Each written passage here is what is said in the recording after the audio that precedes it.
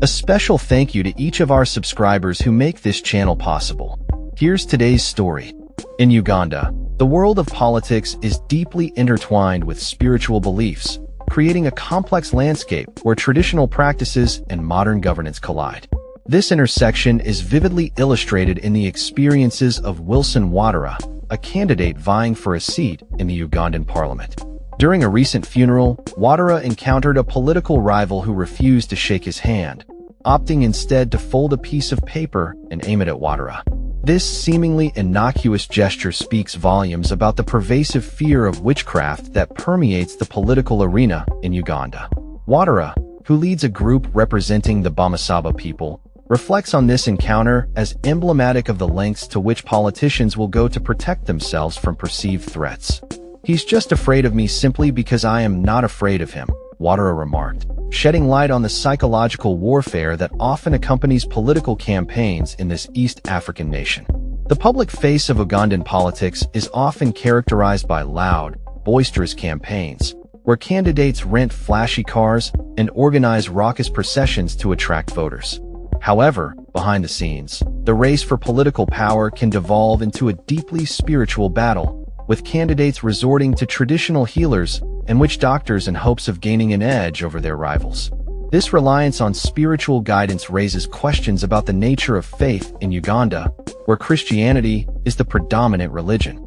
Many politicians, while publicly adhering to Christian values, secretly seek the counsel of traditional practitioners, creating a syncretism that has long puzzled religious leaders. This blending of beliefs is not unique to Uganda. Across sub-Saharan Africa, the fear of witchcraft can have explosive consequences in political contexts. For instance, in South Sudan, Vice President Riek Machar believes he is the prophesied unifying leader foretold by a tribal seer, a belief that has fueled his relentless pursuit of power amid civil strife. Similarly, in Kenya, anti-government protesters have attributed their disorientation near the presidential residence to an evil spell cast in favor of President William Ruto, who has faced criticism for establishing a church within the State House grounds. The fear of witchcraft extends beyond mere superstition.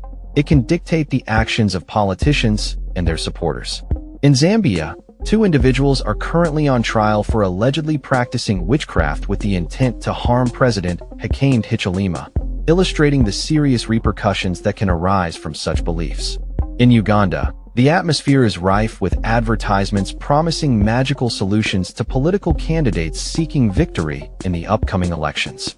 Stephen Masiga, a researcher and cultural leader in Bale, emphasizes the extent of this reliance on witch doctors, stating, "Witch doctors now are reaping money from politicians." He recounts a story of a politician who, under the guidance of a witch doctor, committed a gruesome act of ritual sacrifice, ultimately winning the election. This reliance on spiritual assistance is not limited to lower-level candidates. Even established leaders like President Yoweri Museveni have acknowledged the influence of traditional healers.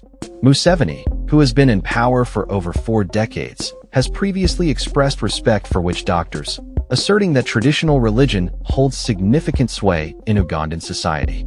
Despite the stigma associated with seeking help from witch doctors, many politicians discreetly engage their services, fearing public backlash. Notably, former parliamentary speaker Rebecca Kadaga faced criticism after being photographed entering a traditional shrine, an act she justified as a way to connect with her ancestral roots.